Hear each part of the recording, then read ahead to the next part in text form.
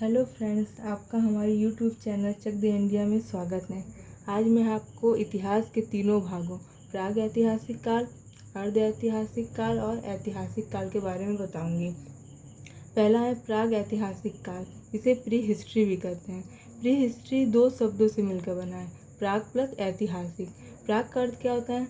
इसका अर्थ होता है पहले, और इतिहास की वह अवस्था है जिसमें मानव का इतिहास केवल पूरा तात्विक साक्ष्यों पर ही निर्भर था, क्योंकि उस समय के मानव को पढ़ने लिखने की जानकारी नहीं थी। इस काल में मानव मुख्यतः पत्थरों के औजारों का ही प्रयोग करता था, इसीलिए इस काल को पाषाण काल कहते हैं। पत्थरों का औजार का प्रयोग करता था, इसी कारण इस काल को पाषाण काल भी कहा जाता है। भारतीय प्राग इतिहास के पिता प्रसिद्ध भूगर्भ शास्त्री रॉबर्ट ब्रूस फुट को माना जाता है। इन्होंने 1863 ईस्वी में तमिलनाडु के पलवरम से कुछ पाषाण उपकरण प्राप्त किए। सबसे पहले इन्होंने कौन सा उपकरण प्राप्त किया, तो वे हैं कुल्हाड़ी। भारतीय प्राग इतिहास को 3 भागों में बांटा गया है। पूरा पाषाण काल, ये 25 लाख बीसी से 10,000 बीसी तक है। दूसरा है मध्य पाषाण काल, यह 10,000 बीसी से 7,000 बीसी तक है। तीसरा है नव पाषाण काल, यह 7,000 बीसी से 4,000 बीसी तक है। अब हम तीनों कालों के बारे में पढ़ेंगे। पूरा पाषाण काल, इसके अंतर्गत आता है निम्न पाषाण काल, मध्य पाषाण काल और उच्च पाषाण काल। निम्न पाषाण काल में, इस काल में मानव ने क्वार्टजाइट पत्थरों का प्रयोग किया। इस काल में मानव ने कौन सा पत्थर का प्रयोग किया है, तो वह क्वार्टजाइट। इस काल के प्रमुख उपकरण हैं कुल्हाड़ी, चापर और चामिंग। उसके बाद दूसरा नंबर है मध्य पाषाण काल का। इस काल में मानव ने पहले से बेहतर पत्थरों का प्रयोग किया। इसमें निम्न कोटि का पत्थर था, इसमें उच्च कोटि का पत्थर है, जैसे चर्ड, जैस्पर आदि। इस काल में औजारों का आकार छोटा हो गया।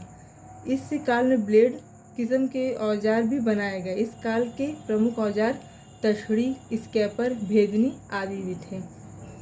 उच्च पूरा पाषाण काल, इस काल में आधुनिक मानव होमो सेपियंस का प्रमुख प्रादुर्भाव होता है। किसमें होमो सेपियंस का प्रादुर्भाव होता है, तो वह उच्च पूरा पाषाण काल में। इस काल में पहली बार हड्डी के औजार बनाए गए हैं, इससे पहले हड्डी के औजार नहीं बनते थे। इस काल में भी चट पत्थरों का प्रयोग किया गया।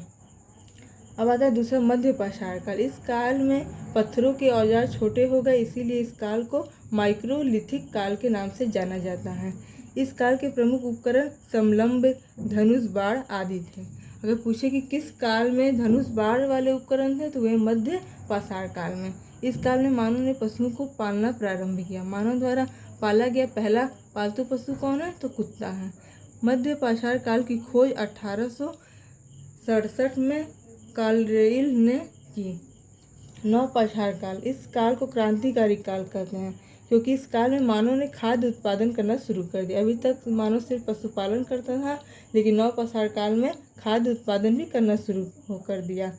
इस काल में मानव ने कृषि कार्य करना प्रारंभ किया। पहली फसल गेहूँ व जौ था। इस काल में कोल्डी हवा से चावल का प्रमाण मिला है। सबसे पहले चावल का प्रमाण कहाँ मिलता है, ये कोल्डी हवा से मिलता है। मानव ने अग्नि का व्यवस्थित प्रयोग किया। अग्नि का व्यवस्थित प्रयोग मानव ने नव पाषाण काल में किया। इस काल में मानव ने कुम्हार के चाक का आविष्कार भी किया और पहिए का आविष्कार भी किया। नव पाषाण काल में ही पहिए का आविष्कार भी हुआ था। इस काल में पहली बार मानव को तांबा की जानकारी हुई। स्थायी रूप से निवास भी मानव करने लगे। अगर ये वीडियो आपको अच्छा लगे, इसे लोगों तक शेयर करिए। धन्यवाद।